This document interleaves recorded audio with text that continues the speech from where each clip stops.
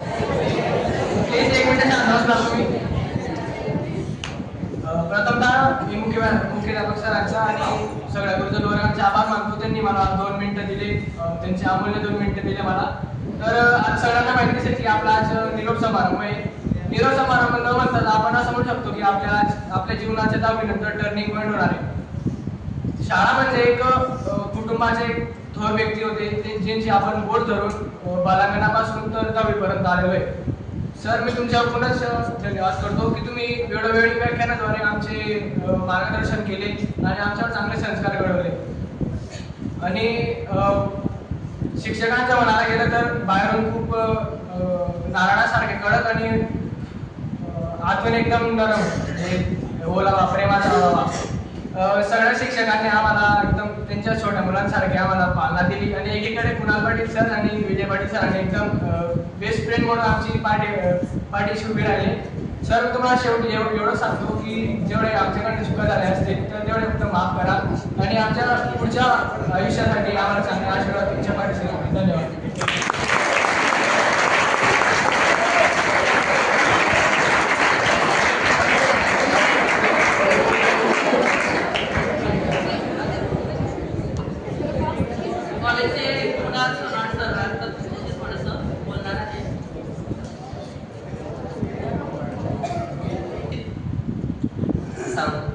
संस्थेचे चालक, सर्व पदाधिकारी यांनी पुन्हा तुमच्यासाठी आणखी 2 वर्ष बोनस म्हणून दिलेला आहे की तुम्ही आपल्याच संस्थेमध्ये 11वी आणि 12वीला प्रवेश घेऊन पुन्हा 2 वर्ष इथे घालवू शकता.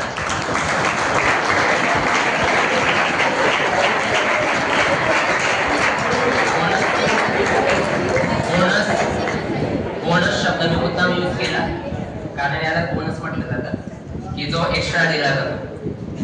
तर आपल्या इथे 3 वर्षापासून ज्युनियर कॉलेज व्यवस्थित रीतीने सुरू आहे.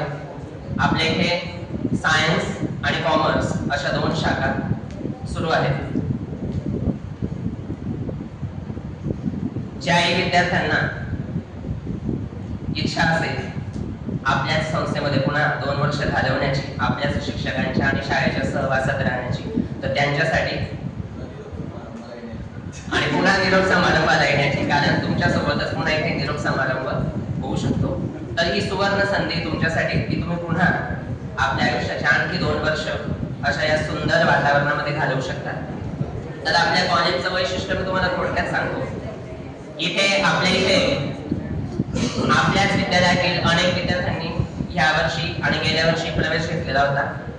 काही विद्यार्थ्यांच्या मनात होतं की इथेच एवढे वर्ष घालवलेले आहेत, पुन्हा इथे न येता बाहेर जावं. पण बाहेर गेलेल्या विद्यार्थ्यांचे सुद्धा अनुभव आहे, कारण या ठिकाणचं जे वातावरण आहे ते तुमच्यासाठी पोषक आणि तुमच्या ओळखीचं होतं. जसं आपण म्हणतो ना, जिथे ओळख असते, बाहेर गेल्यावर पालक सुद्धा ओळख शोधतात की आमच्या विद्यार्थ्याला तिथे प्रवेश घ्यायचा आहे, कुठे ओळख आहे का, कोणते शिक्षक ओळखीचे आहेत का.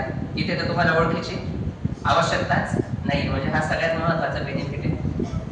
दुसरं, आपल्या इथे कुठल्याही विद्यार्थ्याला ताटकळत ठेवलं जात नाही. इथे व्यवहार नाहीये, इथे परिवार, कारण परिवारात अधिकार असतो.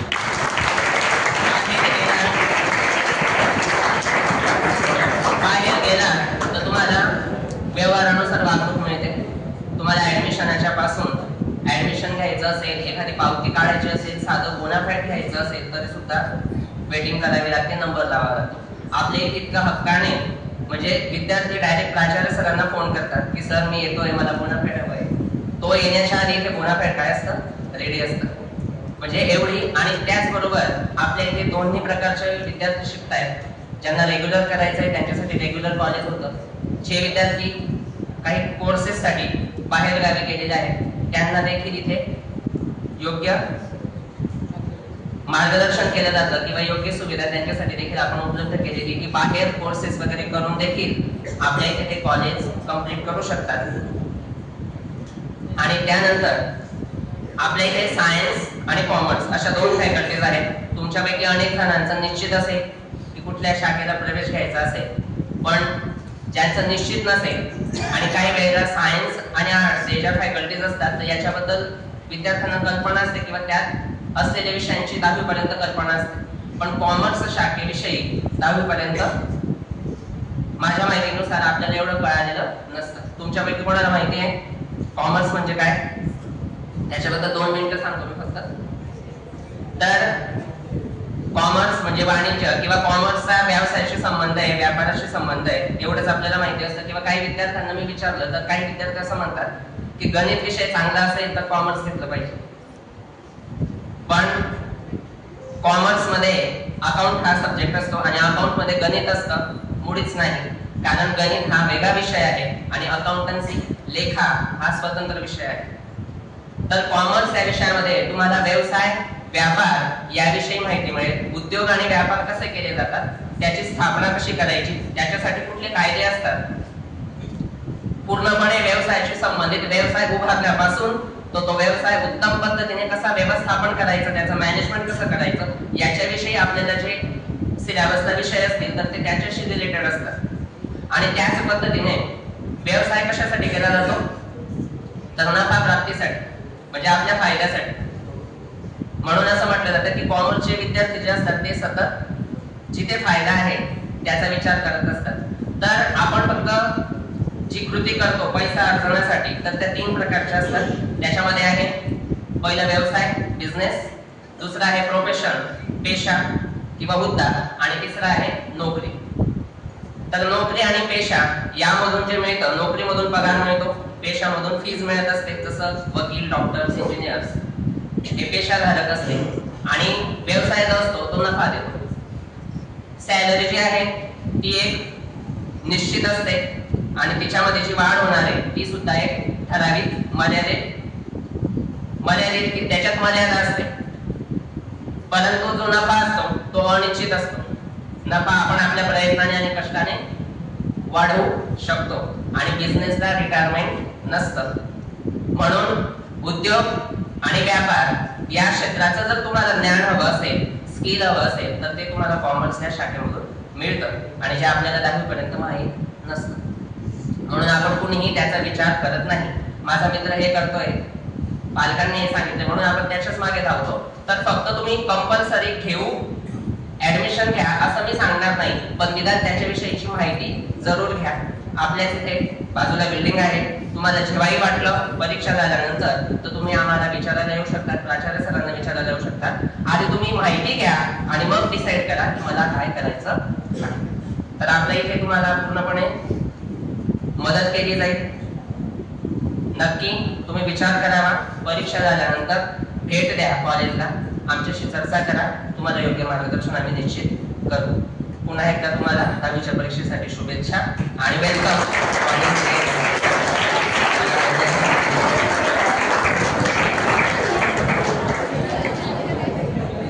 धन्यवाद सर, खूप छान माहिती सांगितली. तुम्ही सगळ्यांनी विचार करायचा या गोष्टीचा आणि ऍडमिशन नक्की घ्या. आता यानंतर आदरणीय भावेश सरांचं मनोबल व्यक्त करण्यासाठी ते येत आहे, मी त्यांना विनंती करतो.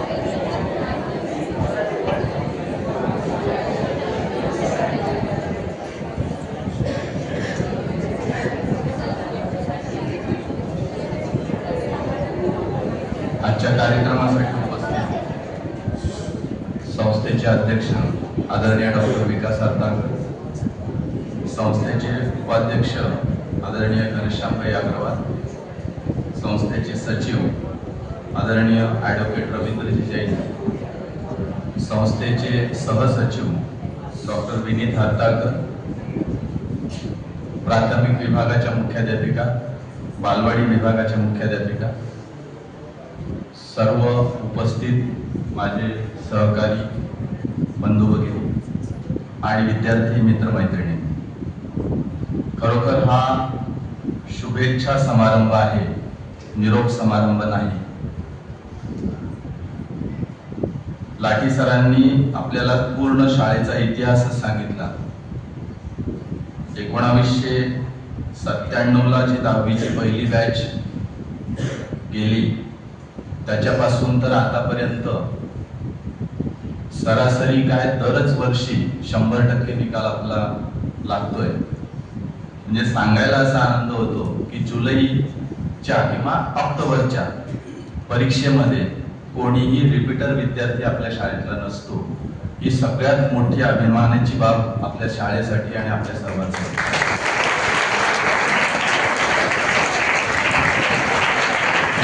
आमची तळमळ अशी असते की जो विद्यार्थी माझ्या शाळेमध्ये 12 वर्ष राहतो, बालवाडीचे वर्ष आणि इयत्ता 1ली ते 10वी पर्यंतचे सगळे वर्ष तो माझ्या शाळेत असतो, तर तो विद्यार्थी जर नापास झाला तर त्याचं सगळ्यात दुःख आम्हा सर्व शिक्षकांना होतं. त्यामुळे आमची सगळ्यांची तळमळ अशी असते की प्रत्येक विद्यार्थ्याने अभ्यास केला पाहिजे, प्रत्येक विद्यार्थ्याने सांगितलेलं ऐकलं पाहिजे, प्रत्येक विद्यार्थ्याने नवीन काहीतरी केलं पाहिजे. हा जो विचार आम्ही सातत्याने करत असतो आणि त्यामुळे काय होतं की आमच्याकडून बऱ्याच वेळा रागवलं जातं, बोललं जातं आणि अशा प्रकारचं वर्तन करणाऱ्या विद्यार्थ्यांना कदाचित मारलं पण जातं. तर हा उद्देश तो नाहीये मारण्याचा, पण उद्देश असा आहे की तो त्या विद्यार्थ्यांनी शिकावं, त्या विद्यार्थ्यांनी अपयश त्याला येऊ नये, हा सगळ्यात महत्वाचा उद्देश त्यासाठी आहे. आणि मी तुमचं सगळ्यांचं कौतुक करतो, याच्यासाठी करतो की तुम्ही मान्य केलं की आम्ही त्रास दिला. म्हणजे हे तुमच्या लक्षात आलं की आपण त्रास देतो आहोत आणि मग ज्यावेळेस काही गोष्टी आपल्या लक्षात येतात त्याच्यामध्ये आपली निश्चितच सुधारणा होते आणि निश्चित तुमची सुधारणा होईल आणि तुम्ही सगळेजण 100% पास होणार.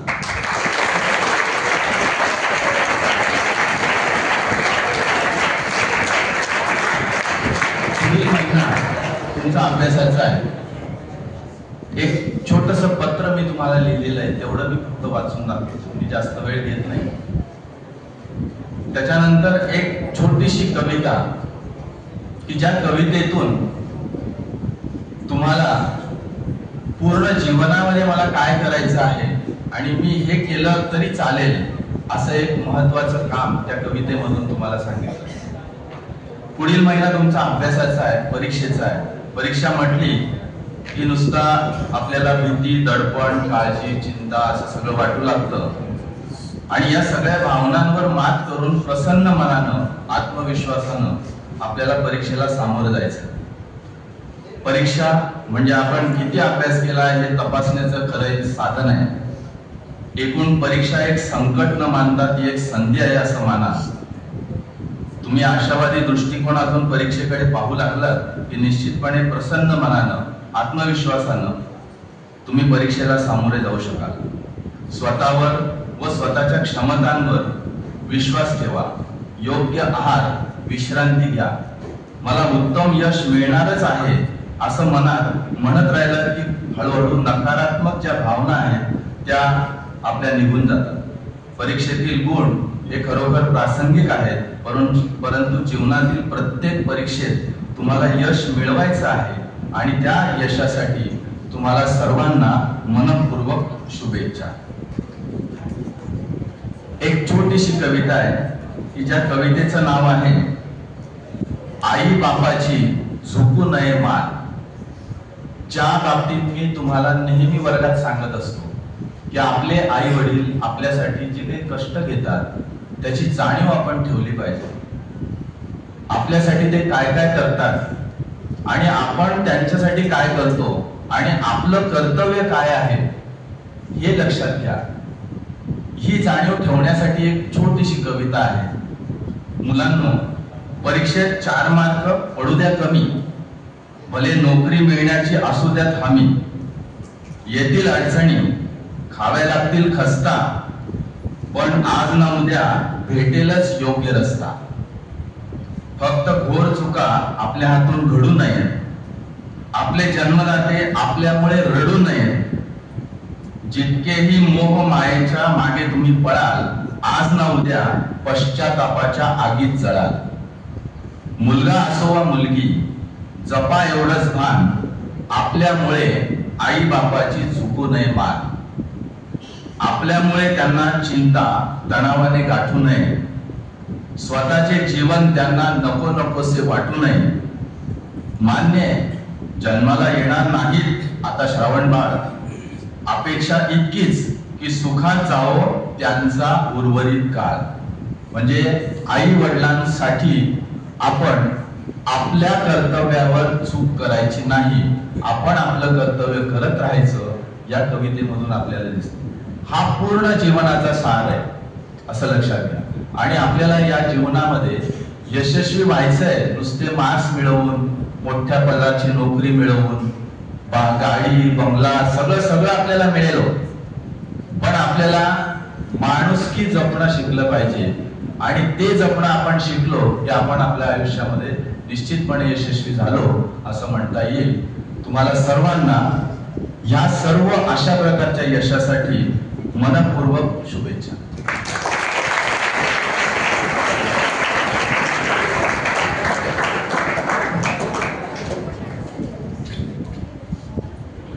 संस्थेच्या सर्व पदाधिकाऱ्यांना सांगू इच्छितो की विद्यार्थ्यांचं विद्यालयावर भरपूर प्रेम आहे, जीव आहे. सर्व विद्यार्थ्यांनी छोटीशी रक्कम जमा करून विद्यालयासाठी जी साऊंड सिस्टीम आहे त्यात आणखीन वाढ करावी म्हणून साधारणतः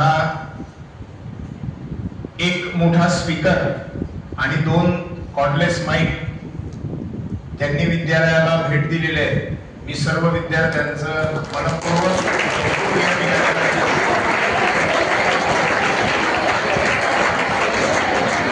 आणि यानंतर मी आदरणीय SD कुलकर्णी सरांना विनंती करतो की आपण विद्यार्थ्यांना शुभेच्छा द्याव्यात, आपलं मनोगत सादर करावं.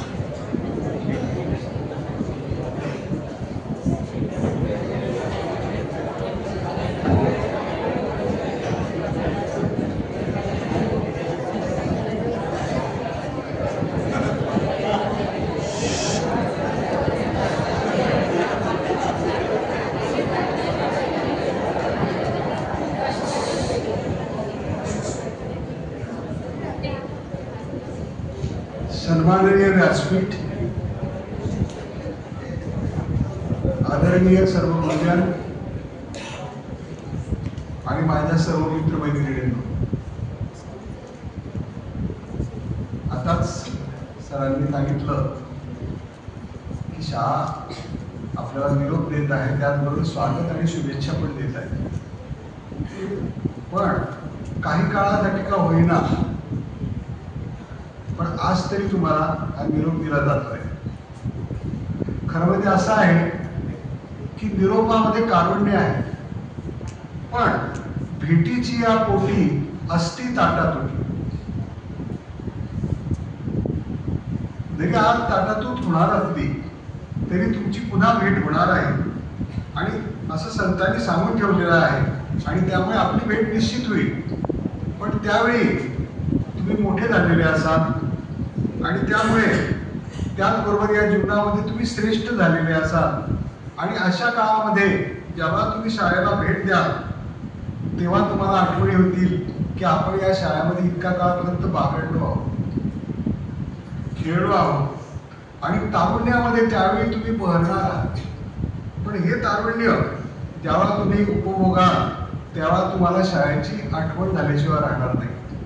कारण हे शाळेचं जग आणि प्रत्यक्ष जग याच्यामध्ये फार मोठा फरक आहे. या शाळेच्या जगामध्ये तुम्हाला निरागसपणे वावरता येतं, निष्पापपणे वावरता येतं, अल्लडपणे वावरता येतं, काही खोड्या पण करता येतात. पुढच्या जीवनामध्ये या सगळ्या गोष्टी तुम्हाला नाही करता येणार. कारण प्रत्यक्ष जग हे सरांनी सांगितलं लाठीधराने की हे संघर्षाने भरलेलं जग आहे. या अनेक संघर्षांना आपल्याला तोंड देऊन मग जगामध्ये आपल्याला पुढे जायचं आहे.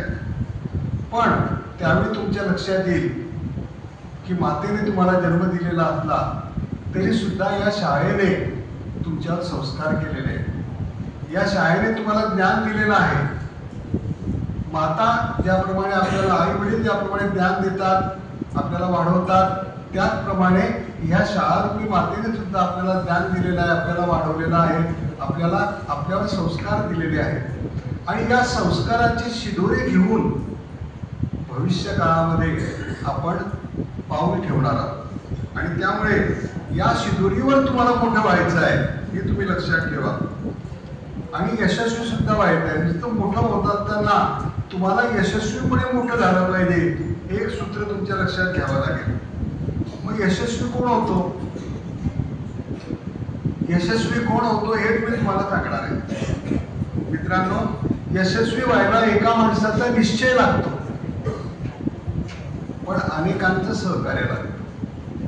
अशा प्रकारचं सहकार्य या शाळेने तुम्हाला दिलं आहे, या शाळेतल्या गुरुजनांनी तुम्हाला दिला आहे, मुख्याध्यापकांनी दिलेला आहे आणि संस्था चालकांनी दिलेला आहे आणि त्यामुळेच मनमोकळेपणाने या शाळेमध्ये तुम्ही ज्ञान घेतलेलं आहे आणि त्या ज्ञानाच्या जोरावर आपण भविष्य काळामध्ये पाऊल ठेवणार आहोत. आणि त्यामुळे आम्ही काय करतो, आम्ही गुरुजन आम्ही निमित्त मात्र असतो.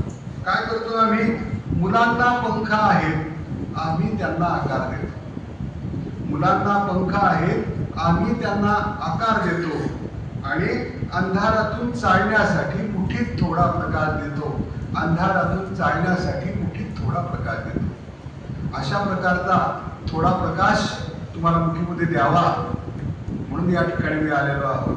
आणि त्यामुळे ज्यावेळा तुम्ही या जगामध्ये वावराल त्यावेळा हा मुठीतला जो प्रकाश आहे ही तुमच्या जीवनाच्या यशस्वी जीवनाची शिदोरी असणार आहे आणि त्या शिदोरीवरच भविष्य काळामध्ये तुम्ही उत्तम जीवन जगू शकाल असं मला वाटते. आणि त्यामुळे या ठिकाणी मी यशाची दशपदी सांगणार आहे. 10 मुद्दे मी तुमच्यापुढे मांडणार आहे की जे तुम्हाला कदाचित यशाची वाटचाल करत असताना आत्मविश्वास देतील आणि जगामध्ये चांगलं वावरता येईल. त्यामुळे तुम्हाला खात्री वाटते. मित्रांनो, मुख्य म्हणजे आपलं ध्येय तुम्ही निश्चित करा. आता सरांनी सांगितलं कॉमर्सची तुम्हाला माहिती सांगितली, सायन्सची तुम्हाला माहिती सांगितली. जे काय ध्येय आपल्याला गाठायचं असेल ते आधी आपण निश्चित करा. कारण जगामध्ये सगळ्यात जास्त जर महत्व कशाला असेल तर ते ध्येयाला आहे. ध्येयाविना जीवन म्हणजे सुकाणू वाचून नाव असं आपण म्हणतो. पण ते ध्येय अतिशय उच्च प्रकारचं असू द्या.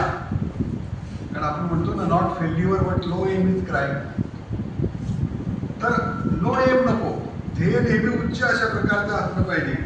आणि त्यामुळे तुम्ही भविष्याचं स्वप्न अवश्य पहा पण त्या तुम्ही आजकडे पाठ करू नका, म्हणजे वर्तमान काळाकडे पाठ फिरवू नका. कारण वर्तमान काळाकडे जर तुम्ही पाठ फिरवली तर भविष्य अंधारमय झाल्याशिवाय राहणार नाही.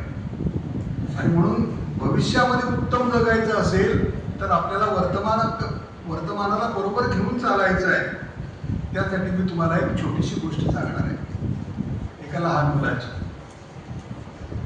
डोंगराच्या पायथी अशा चाललेला एक लहानसा मुलगा, त्याच्या मनामध्ये अशी इच्छा निर्माण होते की आपण या टेकडीवर जावं. कारण त्याला टेकडीवरती एक आरसे महाल दिसत असतो.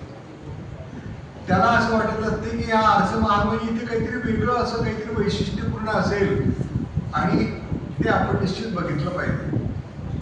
त्याची आई त्याला समजूत करता येईल की बाळा, तू लहान आहे, एवढी टेकडी तू चढून जाशील, थकून जाशील. तो म्हणतो नाही आई, मला तर जायचंच आहे. त्यामुळे तो घरातून निघतो, अडखळत अडखळत खेदकात का ना तो वर चढून त्या ठिकाणी जातो. आणि त्या ठिकाणी त्याला एक घर असं दिसतं की त्या ठिकाणी त्या घराला एक खिडकी आहे, एक तावदान आहे आणि त्या तावदानावर सूर्याचे किरण पडलेले आहेत आणि त्यामुळे त्याला आता भान झालेला असतो की या ठिकाणी आरसे महाल आहे. तिथपर्यंत तो येतो पण मग त्याला त्या ठिकाणी निराशाच पदरी पडते. कारण आरसे महाल तर काही दिसत नाही, दिसतं फुटलेलं काचेचं तावदान. आपल्या आयुष्यामध्ये सुद्धा अशा प्रकारचा प्रसंग आपल्यावर येऊ शकतो. त्यामुळे आपण जे पाऊल टाकाल ते अतिशय आत्मविश्वासाने टाका. पळत्याच्या पाठीमागे लागू नका. जर तुम्ही पळत्याच्या पाठीमागे लागलात तर अपयश पदरी पडेल. आणि त्यामुळे जे काय कराल ते मनापासून तुम्ही करा. त्याच्यानंतर दुसरी गोष्ट मी सांगतो की आपली इच्छाशक्ती जी आहे, विल पॉवर, ती नेहमी शाबूत असली पाहिजे. माणसाने स्वतःच्या कर्तृत्वावर विश्वास ठेवला पाहिजे, नशिबावर नको. आणि त्यासाठी पण एक गोष्ट मी तुम्हाला सांगणार आहे. प्रसिद्ध अशा व्यक्तीची गोष्ट आहे, न्यायमूर्ती गोपाळकृष्ण गोखले, ज्यांना गांधीजींनी सुद्धा गुरु मानलेलं होतं, त्यांची गोष्ट मी सांगणार आहे. हा गोपाळ 7-8 वर्षाचा असतानाची गोष्ट आहे. त्यांच्याकडे त्यांचे वडील, आई आणि तो असं होते. एक दिवशी त्यांच्याकडे एक ज्योतिषी आला आणि ज्योतिषी आल्यानंतर त्याच्या वडिलांना असं वाटतं की आपण आपल्या मुलाचं भविष्य विचारावं. त्यामुळे त्यांनी विचारलं भविष्य, त्याचा हात दाखवायला सांगितलं आणि भविष्य विचारलं. तर ज्योतिषी म्हणाला, हा मुलगा अतिशय मोठ निघणार, याच्याकडून कोणत्याही प्रकारचं कर्तृत्व जगामध्ये होऊ शकणार नाही, आयुष्यात हा अपयशी होणार म्हणजे होणार. मी अगदी ही काळ्या दगडावरची रेष म्हणून सांगतोय, यात काही बदल होणार नाही. 8-9 वर्षाचा मुलगा अतिशय स्वाभिमानी, तो घरात गेला, एक चाकू घेऊन आला आणि चाकूने त्याने हातावरती रेष काढली, रक्त बाहेर आलं. आणि त्या ज्योतिषाला तो असं म्हणाला की हे बघ, नशिबाची रस माझ्या हाताने मी काढलेली आहे, त्यामुळे माझ्या कर्तृत्वावर मोठा झाल्याशिवाय राहणार नाही. आणि भविष्य काळामध्ये अतिशय उत्तम प्रकारचं कार्य न्यायमूर्ती गोपाळकृष्ण गोखलेंकडून झालं. इंग्रजांकडून तर त्यांना मान मिळाला, परंतु स्वातंत्र्य संग्रामामध्ये सुद्धा त्यांनी उच्च दर्जाचं कार्य केलं आणि महात्मा गांधींनी त्यांना स्वतःचे गुरु मानलं होतं. म्हणजे आपलं कर्तृत्व आपण घडवू शकतो, पण त्यासाठी आपल्यामध्ये तशा प्रकारची जिद्द आणि चिकाटी असली पाहिजे. ती जिद्द आणि चिकाटी ज्याच्याजवळ आहे तो यशस्वी होतो. कारण जिद्द आणखी हिंमत यांचा संगम जेथे घडे, सुरू आमचा प्रवास व्यर्थ ध्येय मंदिराकडे. असं ध्येय मंदिर जर आपल्याला गाठायचं असेल तर जिद्द आणि हिंमत ही तुम्हाला ठेवावी लागेल. त्यानंतर आपण प्रयत्न कधी सोडायचे नाही, अखंड परिश्रम करावे लागतील. यश मिळवायचं आहे ना, तर परिश्रमाशिवाय पर्याय नाही. परिश्रम ही आपल्या यशाची पाऊलवाट ठरते आणि ती पाऊलवाट आपल्याला यशाकडे घेऊन जात असते. आणि म्हणून प्रत्येक विद्यार्थ्याने अतिशय चांगल्या प्रकारचे परिश्रम केले पाहिजे. बहिणाबाई चौधरींची एक कविता आहे. म्हणजे बहिणाबाई ज्या होत्या आपल्या जळगाव जिल्ह्याचं भूषण, अतिशय अल्पवयात त्या विधवा झाल्या. सोपानदेव चौधरींना त्यांनी छान पद्धतीने वाढवलं. त्यांनी आपल्या मुलाला काय सांगितलं, अरे नशीब नशीब लागे चक्कर पायाले, नशिबाचे नऊ घेणे ते बी फिरत राहिले. सोपाना काय सांगू तुला, अरे स्वतःचं नशीब घडवण्यासाठी त्या ग्रहांना सुद्धा फिरावं लागतं. आपल्याला माहिती की आकाशाचे ग्रह, तर ते ग्रहांना सुद्धा फिरत असतं. त्यामुळे स्वतःच्या कर्तृत्वावर तू मोठा हो, स्वतःचं नशीब तू स्वतः घडव. किती छान शब्दामध्ये त्यांनी आपल्या आयुष्याच्या नशिबाबद्दलची कल्पना मांडली आहे, हे तुमच्या लक्षात येईल. आणि म्हणून आपण आयुष्यामध्ये एक लक्षात ठेवायचं, संस्कृतात खूप छान ओळी यासाठी, चरैवेती चरैवेती चराती चरतो बघा. चालत राहा बाबा, चालत राहा, तू चालशील तर तुझं नशीब चालेल. आता चालत राहा म्हणजे शब्दशः अर्थाने नाही, चालत राहा म्हणजे कष्ट करीत राहा. जर तू चालशील म्हणजे कष्ट करशील तरच तुझं भोग, तुझं ऐश्वर तुला मिळेल. पण त्यासाठी अगोदर कष्ट करण्याची गरज आहे. आणि समाजामध्ये आजच्या काळात असं दिसून येतं की प्रत्येकाला कष्ट न करताना फळ हवं असतं.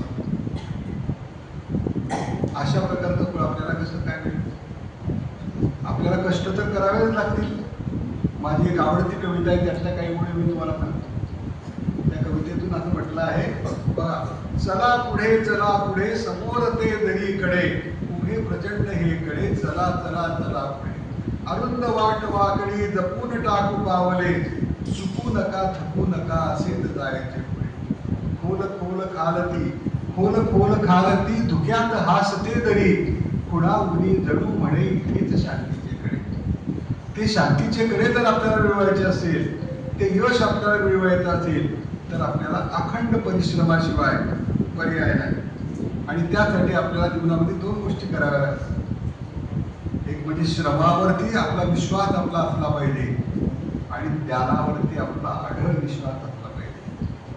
आणि श्रमनिष्ठा आणि ज्ञाननिष्ठा यांचा जर आपल्या जीवनामध्ये संगम झाला तरच आपलं जीवन उज्ज्वल होणार आहे. आणि म्हणून ह्या दोन्ही गोष्टी सोबत आपल्या असल्या पाहिजे.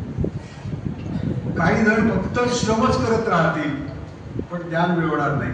पण ज्या व्यवसायामध्ये आपण जाणार आहोत, जे काम आपण करणार आहोत, त्या कामाचं ज्ञान पूर्णपणे मिळवल्याशिवाय आपल्याला चांगलं यशपती पडता येणार नाही.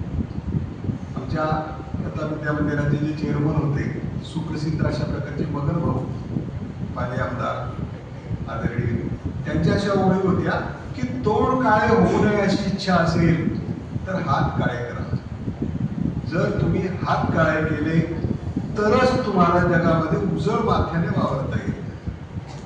पाहता याच्यात सगळं दाद झालाय. तोंड काळे होऊ नये अशी इच्छा असेल, अपयश तुम्हाला पत्रात देतात.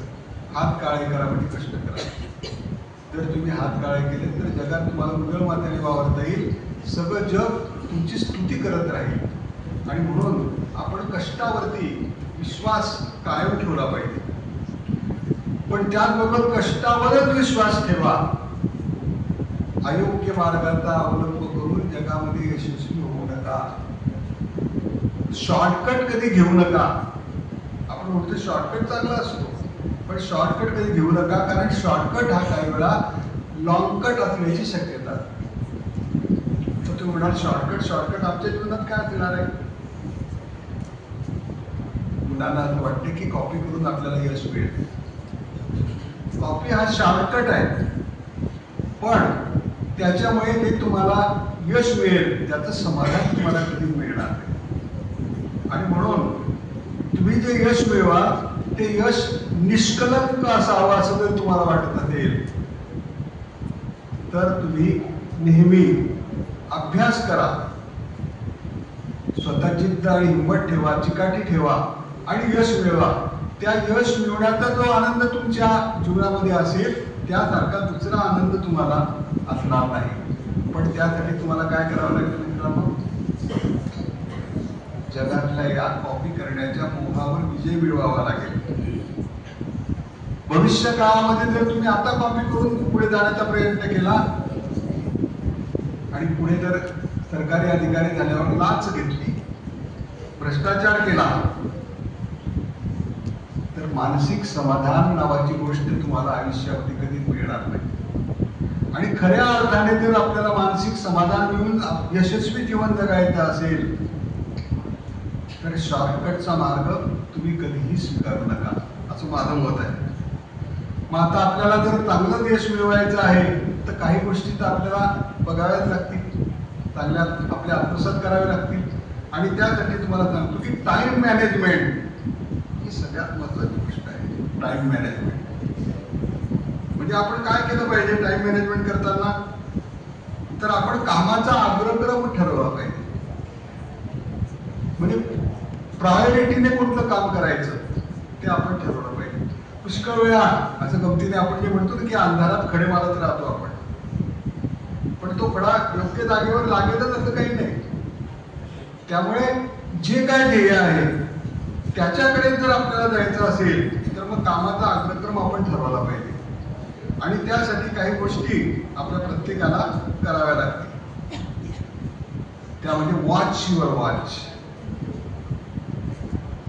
आता हा सगळा लक्षात ठेवा असं वॉच युअर वॉच म्हणजे घड्याळाकडे नजर असू द्या, म्हणजे कामात पद्धतशीरपणा असू द्या. आणि या वॉच शब्दातले जे WATCH चे शब्द आहेत या प्रत्येकामध्ये एक एक गुण दडलेला आहे मित्रांनो. Watch your watch. आता WA वॉच युअर एम. आपल्या ध्येयाकडे तुम्ही लक्ष ठेवा आणि ते ध्येय गाठण्यासाठी जीवापाड प्रयत्न करा. म्हणजे WA. त्यानंतर T टी या शब्दामध्ये कोणता अर्थ दडलेला आहे पहा. याच्यामध्ये आपल्याला लक्षात येईल की ट्रेनिंग, वॉच युअर ट्रेनिंग, म्हणजे सराव पाहिजे. आपण म्हणतो ना practice makes man perfect, experience is the best teacher. या दृष्टीने आपण सराव केला पाहिजे, तरच आपल्याला जे यश मिळेल ते उत्तम दर्जाचं असेल. त्यानंतर सी म्हणजे कॅरेक्टर, चारित्र्य. चारित्र्य हा सगळ्यात मोठा चांगला गुण आहे की जो आपल्याला जगामध्ये उजळ माथ्याने वापरताना उपयोगात पडतो. आणि एच म्हणजे ऑनेस्टी, प्रामाणिकपणा. प्रामाणिकपणासारखा दुसरा गुण नाही. आणि त्यामुळे आपण कायम प्रामाणिकपणाने जे काय करायचं असेल आपलं काम ते तुम्ही प्रामाणिकपणाने करण्याचा प्रयत्न करा. तुम्हाला उत्तम यश मिळाल्याशिवाय राहणार नाही. त्यानंतर plan the work and work out the plan. कामाचं नियोजन करा आणि त्याप्रमाणे ते अंमलात आणण्याचा प्रयत्न करा. जर आपण कामाचं नियोजन उत्तम केलं तर यश आपल्या पायाशी लोळून घेणार आहे. त्यानंतर 6वी गोष्ट, आई वडिलांचं स्थान ओळखा. बऱ्याच ठिकाणी ही गोष्ट आता दिसेनाशी झालेली अशी गोष्ट आई वडिलांचं स्थान ओळखण्याची. आई वडिलांबद्दल कायम आदर पाहिजे आपल्या मनामध्ये. ज्यांनी आपल्याला घडवलेलं आहे त्यांच्याबद्दल आदर नाही पाळायचा तर कोणाबद्दल बाळगायचं टाळलं. असं म्हणतात की नको करू मना माय बाईची हेळणा, डोळी यांचा केला देवा तळ हाताचा पाळणा. जी आई तुम्हाला इतक्या सन्मानाने वाढवते, तळ हाताचा पाळणा करून वाढवते, त्या आईवर काही वेळा म्हातारपणामध्ये वृद्धाश्रमात जायची पाळी येते. यासारखी लाज वाटण्यासारखी दुसरी गोष्ट जगात नाही.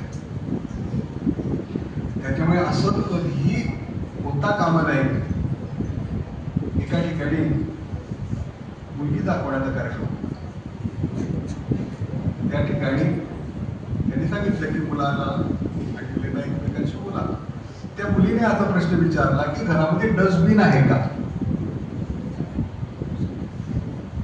म्हणजे घरामध्ये वयस्कर व्यक्ती आहे, म्हणजे घरातल्या ज्येष्ठ व्यक्तींना डस्टबिन असा शब्द त्या मुलीने वापरला. मग अशी मुलगी कोणता मुलगा निवडेल बरं, जर तो आई वडिलांना प्रेम करणारा असेल तर. फक्त आपणच दोघे या घरात पाहिजे, आपल्या दोघांचाच संसार पाहिजे, त्याच्यामध्ये मोठ्यांची अडचण नको, अशा प्रकारची वृत्ती आता समाजामध्ये वाढत चाललेली आहे. वृद्धाश्रमांची संख्या वाढत चाललेली आहे. यासारखी जगात वाईट गोष्ट कोणतीच नाही. आयुष्यामध्ये एक लक्षात ठेवा की आई वडिलांबद्दलची असणारी कृतज्ञता कधीही विसरू नका. आणि आई वडिलांना परावलंबी व्हावं लागेल असं तुमच्याकडून कधीच घडू देऊ नका. तरच तुम्ही जीवनामध्ये समाधानाने जगू शकाल असं मला वाटतं. त्यानंतर आपण अजून एक गोष्ट लक्षात घ्यायला पाहिजे की आपली मानसिकता बदलायला पाहिजे. तर मानसिकता बदला म्हणजे काय, तर आपल्या मनाचं अंथरूण आपण वाढवलं पाहिजे. आपलं मन आपण विशाल केलं पाहिजे. आपल्या मनाचा संकुचितपणा आपण सोडला पाहिजे आणि जगामध्ये आपण विशाल मनाने जर वावरलो तर आपल्याला चांगल्या पद्धतीचं यश मिळू शकतं. आणि ते मिळवत असताना आपण एक लक्षात ठेवा की परीक्षेपुरती तयारी करू नका, तर जीवनासाठी तयारी करा. फक्त पाठांतरावर करू नका. कारण एक लक्षात घ्या की हुशारी ही परीक्षेपुरती असते, पण शहाणपण हे आयुष्यभर पुरते. आणि आपल्याला जी गोष्ट मिळवायची ती शहाणपण मिळवायची आहे. हुशारीपेक्षाही शहाणपण जगामध्ये महत्वाचं आहे. ते तुम्ही मिळवण्याचा प्रयत्न करा. आणि त्यामुळे आपण ज्ञान साक्षर होण्याच्या पेक्षा भाव साक्षर व्हा. माझे आदरणीय असे गुरुवर्य केंगे सर यांचं सगळ्यात जीवनातलं आवडतं सूत्र जर कोणतं होतं तर ते म्हणजे भाव साक्षर बना. नुसतं साक्षर असणारे जगात पुष्कळ असतात, शिक्षित असणारे जगामध्ये पुष्कळ असतात, पण त्या शिक्षणातला खरा अर्थ त्यांच्या लक्षात येत नाही. आणि त्यामुळे ती भाव साक्षरता जगामध्ये आपल्या जीवनात निर्माण करणं ही अतिशय कठीण गोष्ट आहे मित्रांनो. आणि भाव साक्षर जर व्हायचा असेल तर तुम्हाला काय गोष्टी कराव्या लागतील, तर केंगे सर असं सांगत असत, शिक्षण शास्त्रातही सांगितलेलं आहे की आपण SWOT ॲनालिसिस केलं पाहिजे. SWOT शांत राहा. आपण SWOT अनालिसिस केलं पाहिजे. या SWOT शब्दामध्ये जे 4 अक्षर आहेत त्याच्यामध्ये सुद्धा खूप छान अर्थ दडलेला आहे मित्रांनो. तो पण मी अर्थ तुम्हाला सांगतो. S म्हणजे स्ट्रेंथ. S म्हणजे स्ट्रेंथ म्हणजे आपलं मनस्थान आपल्याला ओळखता आलं पाहिजे. आपल्याला काय चांगलं येतं हे आपल्याला समजलं पाहिजे. नाहीतर आपण दुसऱ्यांच्या विचाराचे वाहन होतो. आई वडील सांगतात म्हणून इंजिनियर व्हायचं, आई वडील सांगतात म्हणून डॉक्टर व्हायचं, आई वडील सांगतात म्हणून एखाद्या कोर्सला जायचं. त्यापेक्षा मला काय चांगलं वाटतं, मला काय चांगलं येतं याचा विचार आपण कधी करतो का? तो करायला आपण शिकलो पाहिजे. म्हणून ते स्ट्रेंथ आपलं मनस्थान आपण ओळखायला पाहिजे. त्यानंतर आपला वीकनेस आपल्याला समजला पाहिजे. म्हणजे उणीव आपल्यामध्ये कोणती ती आपल्याला लक्षात घ्यायला पाहिजे. कारण प्रत्येक जण हा स्वतःला श्रेष्ठ समजतो. पण एक लक्षात ठेवा, उणीवांच्या अंगी जाणीवांचा लेप मला पिके त्यात विचारांचा. माझ्या कवितेची वेळ तुम्हाला सांगतो. उणीवांच्या आगी जाणीवांचा लेप मळा पिके त्यात विचारांचा. आपल्या उणीवा जर आपल्याला कळल्या तर त्या उणीवा दूर करण्याचा आपण प्रयत्न करू. आणि उणीव दूर झाली म्हणजे आपल्या जीवनामध्ये सुखाची जाणीव निर्माण होईल. आपण काय केलं पाहिजे याची जाणीव निर्माण होईल. आणि म्हणून उणीवा आपण ओळखायला शिका म्हणजे वीकनेस. त्याच्यानंतर ऑपॉर्च्युनिटी. SWO ऑपॉर्च्युनिटी म्हणजे संधी. संधी ही सोन्यासारखी असते आणि संधी एकदाच मिळते आयुष्यात माणसाला. त्या संधीचं सोनं करायला आपण शिकलं पाहिजे. पुष्कळ वेळा आपल्याला अतिशय चांगल्या प्रकारची गोष्ट जीवनामध्ये मिळण्याचं दार ठेवलं जातं आपल्याला.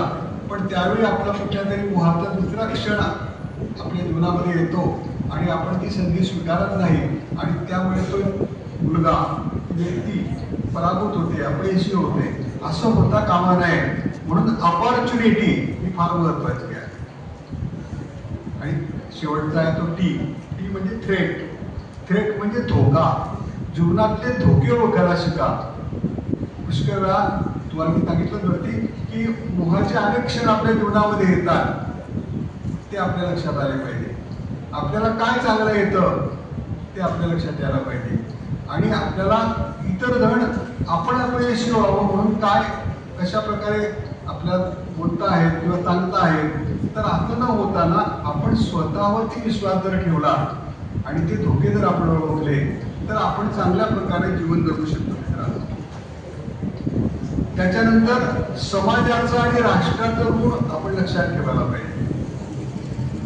आपण फक्त स्वतःपुरतं आपलं जग समजतो.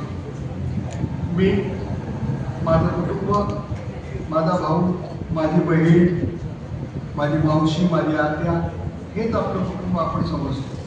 पण सगळ्यात मोठा आहे तो समाज. ज्या समाजामध्ये आपण राहणार आहोत तो समाज आणि ज्या राष्ट्राच्या भूमीवर आपण राहणार आहोत तो राष्ट्र. तर त्या समाजाचं आणि राष्ट्राचं ऋण आपल्यावर आहे हे आपण कायम लक्षात ठेवायला पाहिजे. आणि यासाठी अतिशय महत्वाचं म्हणजे अब्दुल कलामांचे विचार. भारताचे माजी राष्ट्रपती अब्दुल कलाम यांनी असं सांगितलं आहे. त्यांनी सांगितलं तुम्ही राष्ट्रासाठी काय करा. त्यांनी सांगितलं की आपल्याला फार काही जरी शक्य नसलं तरी आपण आपल्या जीवनातले फक्त 10 मिनिटं रोज जरी राष्ट्रासाठी दिले.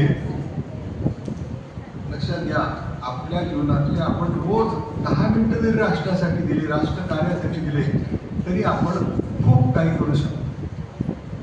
पण आपल्या समाजामध्ये आणि राष्ट्रामध्ये काही वेळा असे दहशतवादी विचाराचे लोक असतात की ते स्वतःच्या राष्ट्रावरतीच हल्ला होईल, स्वतःच्याच लोकांवर हल्ला होईल अशा प्रकारचे विचार त्यांच्या जीवनात येतात. त्यामुळे त्यांनी एक छान वाक्य सांगितलेले आहे ते मी तुम्हाला या ठिकाणी सांगतो.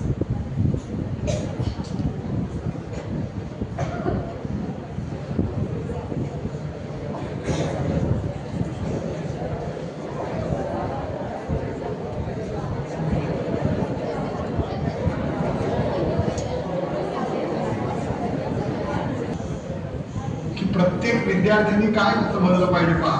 खूप छान वाक्य आहेत पहा. स्वतःबद्दल काय समजलं पाहिजे. I am born with potential. I am born with goodness. I am born with ideas. I am born with dreams. I am born with greatness. I am born with confidence. I have wings. I am not made for crawling. I have wing. I will fly, fly and fly. मी जन्मलोय ऊर्जेसह, मराठी भाषेचा सांगतो त्यातलं. मी जन्मलोय ऊर्जेसह, चांगल्यासह, कल्पनांसह, स्वप्नांसह, उच्चत्वासह, पंखासह. म्हणून मी नाही जन्मलो सरपटण्यासाठी. मला पंख मिळालेले आहेत. मी त्याच्या रूपाने भरारी घेईन आणि आकाशाच्या यशाच्या आकाशामध्ये गरुड झेप होईल. ही गरुड झेप तुम्ही घेणार आहात की नाही हे तुम्ही स्वतः ठरवायचं. आणि म्हणून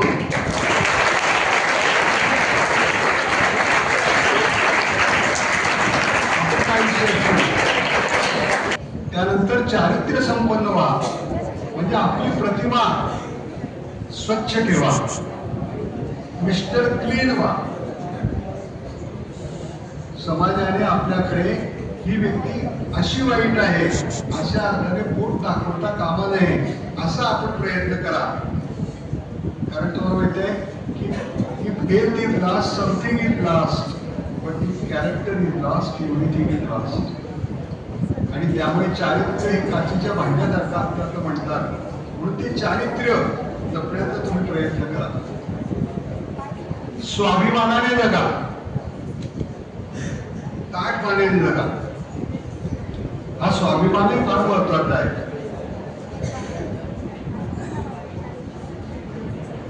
कारण स्वाभिमानाचा शेला ज्याने पांघराला जगी तो शोभला अग्रभागी. एखाद्या पुढे नम्रतेने वागणे ही वेगळी गोष्ट आहे, पण ज्याच्यामध्ये स्वाभिमान शून्यता आहे अशी व्यक्ती लाचारीने जर जगत असेल तर त्याच्या आयुष्यामध्ये काही अर्थ नाही. म्हणून मोठे व्हा पण चांगले व्हा. त्याचबरोबर माणुसकीचा धर्म अवश्य पाळा, कारण हा माणुसकीचा धर्म तुम्हाला जगामध्ये मोठं करणार आहे.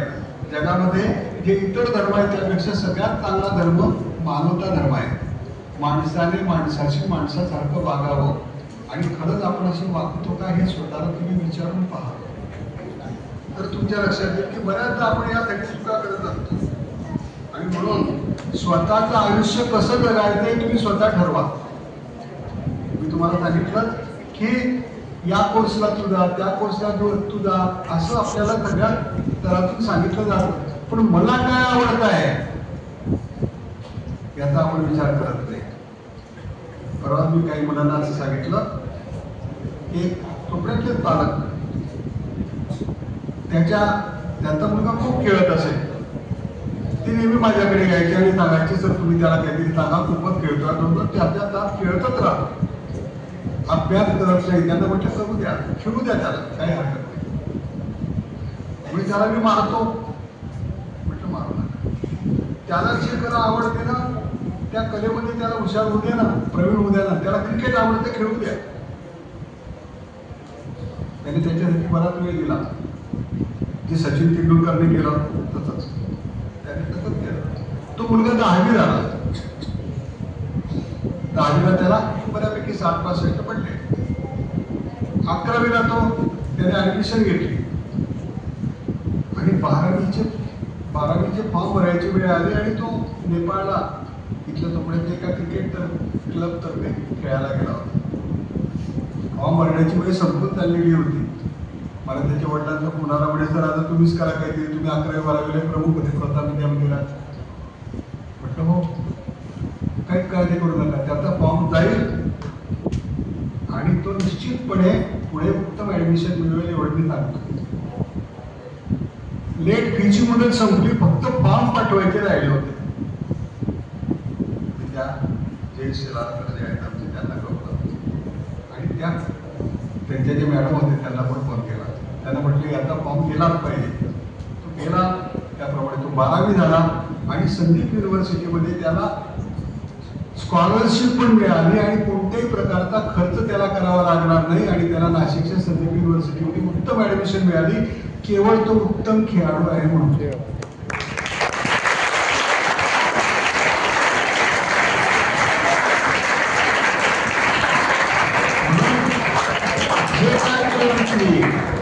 जे काय कराल तुम्ही ते आत्मविश्वासाने करा, मनापासून करा, धैर्याने करा, चिकाटीने करा आणि ते जर तुम्ही केलं तर तुम्ही सगळे अतिशय यशस्वी व्हाल.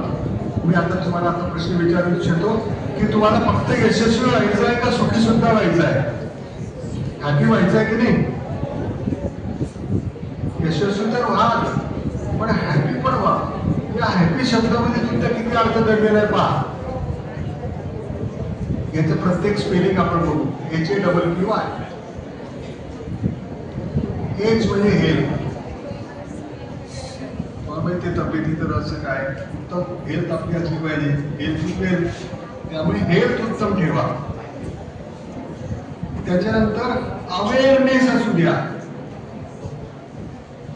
एक अवेअरनेस म्हणजे आपल्यामध्ये सजगता पाहिजे. कायम आपल्याला काय करायचं याची जाणीव असली पाहिजे, आपल्या मर्यादांची जाणीव असली पाहिजे. तो HA आपल्यामध्ये असू शकतो. त्यानंतर P म्हणजे पॉझिटिव्हिटी, म्हणजे सकारात्मकता आपल्यात असली पाहिजे. सकारात्मकता. Be positive, think positive, will positive, हे आपल्या जीवनाचं सूत्र असलं पाहिजे, म्हणजे चांगलंच घडणार. त्याच्यानंतर पर्सिव्हरन्स, ज्याच्याबद्दल मी आधी सांगितलंय, चिकाटी, ती आपल्यामध्ये असली पाहिजे. आणि सगळ्यात महत्वाची गोष्ट जी आजच्या तरुणांच्या चेहऱ्यावर काही उत्साह दिसत नाही, तो उत्साह तुमच्यामध्ये असला पाहिजे, म्हणजे तुम्हाला युथफुलनेस असला पाहिजे. HAPPY. असे जर तुम्ही 5 गुण आणखी अंगीकारले तर तुम्ही जीवनामध्ये सुखी झाल्याशिवाय राहणार नाही. आणि त्यामुळे तुम्हाला शुभेच्छा देताना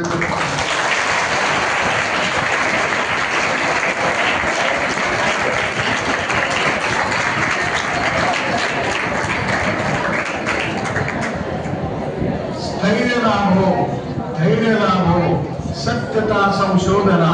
स्थैर्य लाभो, धैर्य लाभो, सत्यता संशोधना. सुंदराचे वेद लाभो आपुल्या या जीवना. सुंदराचे वेद लाभो आपुल्या या जीवना.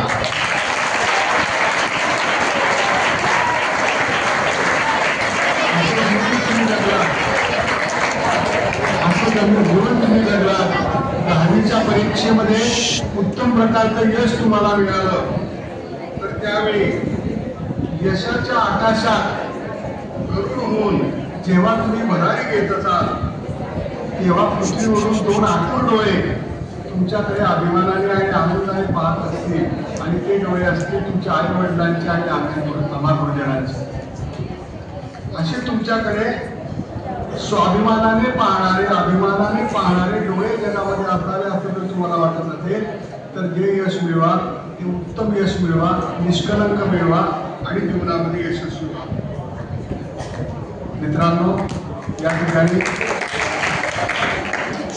निरोप समारंभासाठी हितगुज करण्यासाठी मला बोलवलं त्याबद्दल मी संस्था चालकांचे आणि मुख्याध्यापकांचे आभार मानतो. आणि तुम्ही पण सहनशीलता कायम घेऊन माझं भाषण ऐकून घेतलं याबद्दल तुमचे किती आभार मानले तरी थोडेच आहे.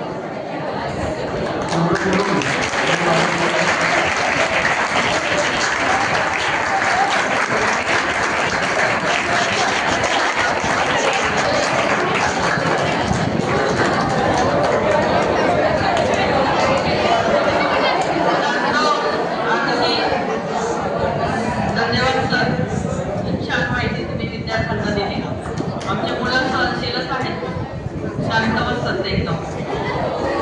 आता तुमच्यासाठी सौ कुलकर्णी मॅडम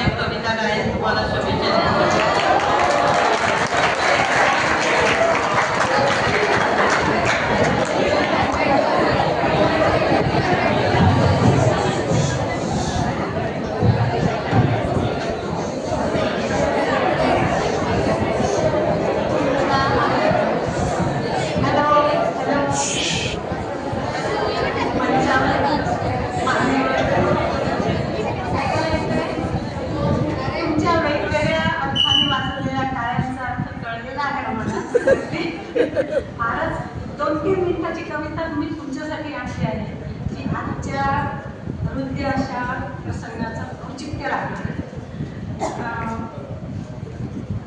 मित्रांनी सांगितलं की 12 वर्ष इथे शिकलो, आमच्यावर संस्कार झाले, छान वाटलं आणि निरागसपणे तुम्ही कबूल पण केलं की आम्ही शिक्षकांना पुत्र. त्यामुळे खूप आवडलं मला ते. मंचावर उपस्थित मान्यवर, समोर असलेले माझे गुरुजन, सगळे बंधू भगिनी, शिक्षक बंधू भगिनी आणि छोट्या दोस्तांना, ही शाळा तुमच्यासाठी काहीतरी संदेश देते आहे अशी कल्पना करून मी छोटीशी कविता आणली आहे. तुम्ही पुन्हा शाळेत या. आणि शाळा ही दगड, विटा, माती फक्त इमारत नाही मित्रांनो, ती ज्ञान देणारी जन्मदाय आहे. आणि आज तुम्हाला वाईट वाटतंय तसं तिला पण वाईट, आणि ती म्हणते तुम्ही पुन्हा शाळेत या. पुन्हा यायला आवडेल ना? आवडेल. पूर्वपरीक्षा संपता संपता एकच धांदल उडून गेली. परीक्षा आली म्हणताना तहान भूक हरवून गेली. शाळा झाली, प्रिलिम झाली, ती सुद्धा सरून गेली. सगळ्या सूचना देता देता सरांची बाईंची धांदल झाली. दिवसामागून दिवस सरले, परीक्षा मात्र जवळ आली. एकमेकांना निरोप द्यायला मित्रमैत्रिणींनी ठरले. आपल्या सख्या, आपले मित्र, आपले शिक्षक माती इथली विसरू नका. आपल्या सख्या, आपले मित्र, आपले शिक्षक माती इथली विसरू नका. अख्ख्या जगात कुठेही जा, पण शाळा आपली विसरू नका. याच शाळेच्या कुशीमध्ये मोठी रत्न होऊन गेली. सुवर्णाच्या गोंधळासाठी आदर्शाला ठेवून गेले. साहित्य संमेलनाला खुशाल जा, पण इथला वर्धापन दिन विसरू नका. अनेक उत्सव साजरे करा, पण शाळेचा महोत्सव विसरू नका. इतक्या वर्षाच्या परंपरेला पाठबळीच आणू नका. अख्ख्या जगात कुठेही जा, पण आपली शाळा विसरू नका. माता पित्यांनी अश्रू पिऊन खरंच जीवाचं रान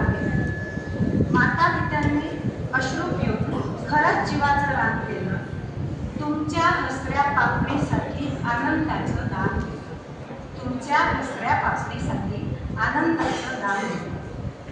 या गुरुजनांनी नीतिमूल्यातून संस्काराची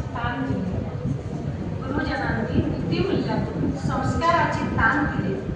घासातला घास देऊन मित्रमैत्रिणींनी आण दिली. बेशक अपयश पदरात घ्या, पण कॉपी कधी करू नका. अख्ख्या जगात कुठेही जा, पण शाळा आपली विसरू नका. अख्ख्या जगात कुठेही जा, पण शाळा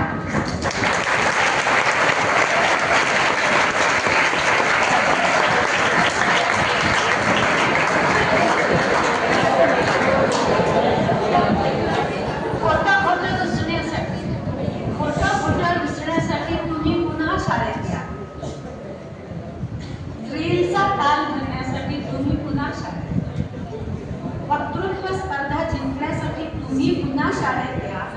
बेभान लेझिम खेळण्यासाठी पुन्हा तुम्ही शाळेत या. चित्रात रंग भरण्यासाठी तुम्ही पुन्हा शाळेत या. सुरात सूर मिसळण्यासाठी तुम्ही पुन्हा शाळेत या. आता शाळा तुम्हाला काय म्हणते की लिटमस पेपर खुणावतोय, स्पिरिटचा दिवा जळतोय. तुम्ही पुन्हा शाळेत या. फुलपाखरासारखं पाखडण्यासाठी तुम्ही पुन्हा शाळेत या. सत्य शिव सुंदराची कास कधी सोडू नका. सत्तेसाठी मोडू नका. तुम्ही पुन्हा शाळेत. इंग्रजीशी दोस्ती करा. इंग्रजीशी दोस्ती करा, माय मराठी विसरू नका. आयुष्याचं गणित सोडवताना कर्तव्याची भूमिती विसरू नका. संस्कृतचे राष्ट्रभाषेचे ऋण आणि संस्कार कधी विसरू नका. अख्ख्या जगात कुठेही जा पण शाळा कधी विसरू नका. अख्ख्या जगात कुठेही जा पण शाळा कधी विसरू नका.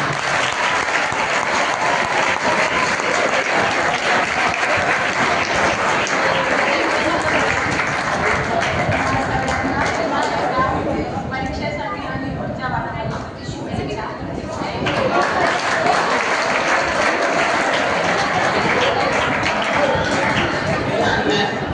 अतिशय मनाला भावेल अशी कविता तुम्ही सादर केली. थोडा वेळ फक्त सहन करा.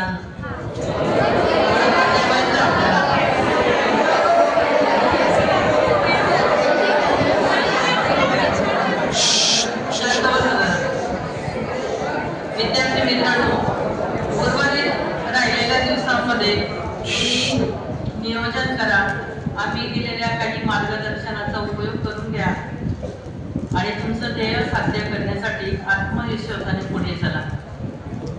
यशाला शॉर्टकट नसतो आणि शॉर्टकट मधून आपल्याला यश कधीही मिळत नाही हे लक्षात ठेवा. तुम्हा सर्व विद्यार्थ्यांमध्ये काहीतरी विशेष गुण असतात. प्रत्येकात नवनवीन कौशल्य असतात. प्रत्येकाकडे स्वतःची अशी एक ओळख असते. आणि शेवटी जाताना इतकंच म्हणेल, अडचण, संकट, आव्हानं येतीलच, परंतु पुढे जाण्याची जिद्द सोडू नका. खूप मोठे व्हा, असे आपण आहोतच, पण अशाने मोठे व्हा. आमच्या शाळेचं, पालकांचं व राष्ट्राचं नाव उज्ज्वल करा. आम्ही सदैव तुमच्या सोबत आहोत. आदरणीय एस.टी. कुलकर्णी सर व मॅडम, आमच्या शब्दाला मान देऊन तुम्हाला शुभेच्छा देण्यासाठी इथे उपस्थित राहिले, त्याबद्दल मी त्यांचं संस्थेच्या वतीने आणि शाळेच्या वतीने खूप खूप आभार मानते.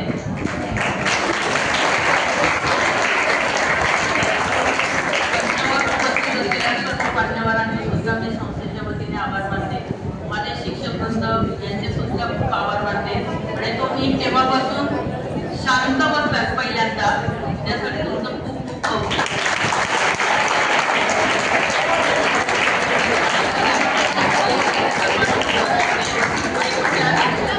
एक सूचना आहे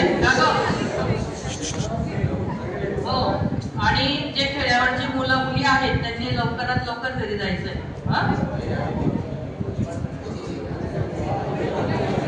याच्यानंतर वंदे मातरम होईल. वंदे मातरम नंतर इथे खाली बसायचंय. तुम्हाला सूचना दिल्या जातील तेव्हाच तुम्ही इथून बाहेर यायचंय. बाहेर आल्यानंतर तुमची जेवणाची व्यवस्था त्या गाडी केलेली आहे, तिथे जेवण करायचं. जेवण झाल्याबरोबर लगेच 5 ते 10 मिनिटाच्या आत तुम्ही सायकल काढून तुमच्या घरी गेलं पाहिजे. कोणीही इकडे तिकडे थांबणार नाही. वंदे मातरम साठी बोलायचं.